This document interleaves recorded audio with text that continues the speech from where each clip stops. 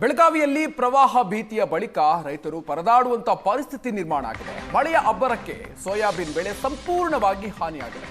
ಸಂಕಷ್ಟಕ್ಕೆ ಸಿಲುಕಿದ್ದಾರೆ ಮದಬಾವಿ ಗ್ರಾಮದ ರೈತರು. ಉತ್ತಮ ಫಸಲಿನ ನಿರೀಕ್ಷೆಯಲ್ಲಿದ್ದಂತಹ ರೈತರಿಗೆ ಮಳೆ ಬಹಳ ದೊಡ್ಡ ಆಘಾತ ಕೊಟ್ಟಿದೆ. ಬೆಳಗಾವಿಯ ಬೈಲಹೊಂಗಲ ತಾಲೂಕಿನ ಮದಬಾವಿ ರೈತ 6 ಎಕರೆ ಜಮೀನಿನಲ್ಲಿ ಸೋಯಾಬೀನ್ ಬೆಳೆದಿದ್ರು. ನಾಗಪ್ಪ ಅನ್ನುವಂಥ ರೈತ ಲಕ್ಷಾಂತರ ರೂಪಾಯಿ ಖರ್ಚು ಮಾಡಿ ಸೋಯಾಬೀನ್ ಬೆಳೆದಿದ್ದಂಥ ರೈತ ಬೆಳೆ ಹಾನಿಯಾಗಿ ಹೋಗಿದೆ. ಈಗ ಯಾವೊಬ್ಬ ಅಧಿಕಾರಿ ಕೂಡ ಬಂದಿಲ್ಲ ಅಂತ ಹೇಳಿ ಅಳಲನ್ನು ತೋಡ್ಕೊಂಡಿದ್ದಾರೆ. ಸಂಕಷ್ಟಕ್ಕೆ ಸಿಲುಕಿದ ರೈತರ ನೆರವಿಗೆ ಬರಬೇಕು ಅಂತ ಸರ್ಕಾರಕ್ಕೆ ಈಗ ಆಗ್ರಹಿಸ್ತಾ ಇದ್ದಾರೆ.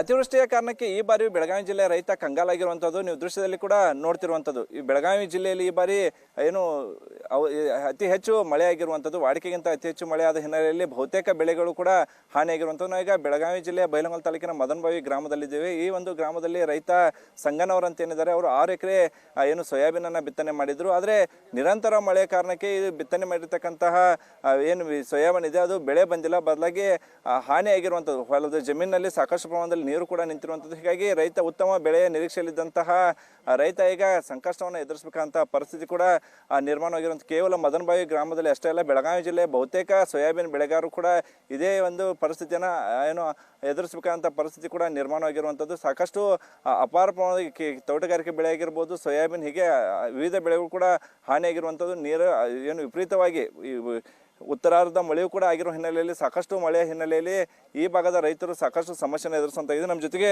ರೈತರೇ ಇದ್ದಾರೆ, ಅವ್ರನ್ನ ಮಾತ್ರ. ಸಾಕಷ್ಟು ಬೆಳೆ ಹಾನಿ ಆಗೈತಿ ನಿಮ್ಮ ಊರಾಗ್ರಿ, ಎಷ್ಟು ಹಾನಿ ಆಗೈತೆ ಅಂತ? ಸರ್, ನಮ್ಮಲ್ಲಿ ಸಾಕಷ್ಟು ಅಂತಂದ್ರೆ ಪೂರ್ಣ 80% ಹಾನಿ ಆಗೈತೆ ರೀ. ಯಾಕಂತಂದ್ರೆ ಕಾಲಕ್ಕೆ ಅನುಸರಿಸಿ ಮಳೆಗಾಲ ಆಗಲಿಲ್ಲ. ಸೋಯಾಬೀನ್ ಬೀಜ ಕೃಷಿ ಇಲಾಖೆ ಅವರು ಬೀಜ ಕೊಟ್ಟರು, ಬಿತ್ತಿದ್ವು, ಸರಿ ಸ್ವಲ್ಪ ಕಳಪೆ ಮಟ್ಟದ ಬೀಜ ಬಂತು. ಕಳಪೆ ಮಟ್ಟದಂತಂದ್ರೆ ಈಗ 3 ತಿಂಗಳ 10 ದಿವಸಕ್ಕೆ ಬೆಳೆ ಕೀಳಬೇಕು, ಅಂಥದ್ದು 4 ತಿಂಗಳಾದರೂ ಬೆಳೆ ಕೀಳಕ್ಕೆ ಬರುವಲ್ತ. ಯಾಕೆ ಕೀಳಕ್ಕೆ ಬರುವತ್ತಂದ್ರೆ 1 ಗಿಡ ಒಣಗೈತಿ, 4 ಗಿಡ ಹಸಿದವು. ಆ ಹಸಿದನ್ನು ಕಿತ್ತು ಬನಿವೆ ಹಾಕಿದ್ರೆ 2 ಕ್ವಿಂಟಲು ಸಹಿತ ಎಲ್ಲ 2 ಕ್ವಿಂಟಲು ಸಹಿತ ಬಾದಾಗಿ ಹೋಗೋ ಪರಿಸ್ಥಿತಿ ಒಳಗೆ ಇರ್ತೈತಿ. ಅದಕ್ಕೆ ಮುಂದಿನ ಬೆಳೆ ಬಿತ್ತಾಕೂ ರೈತ ಈ ಭೂಮಿ ಕಳ್ಕೊಳ್ಳೋ ಪರಿಸ್ಥಿತಿ ಬಂದೈತಿ. ನಾವು ಅವ್ರಿಗೆ ಆಗ್ರಹ ಮಾಡೋದಂದ್ರೆ 1 ಎಕರೆಗೆ 20,000 ರಿಂದ 25,000 ರೂಪಾಯಿ ಖರ್ಚು ಬರಾಕತ್ತೈತಿ.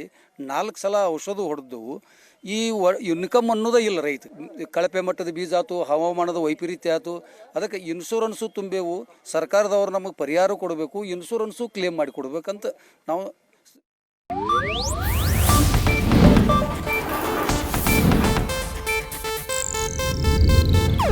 ಇದು ಏಷ್ಯಾನೆಟ್ ನ್ಯೂಸ್ ನೆಟ್ವರ್ಕ್ ಪ್ರಸ್ತುತಿ.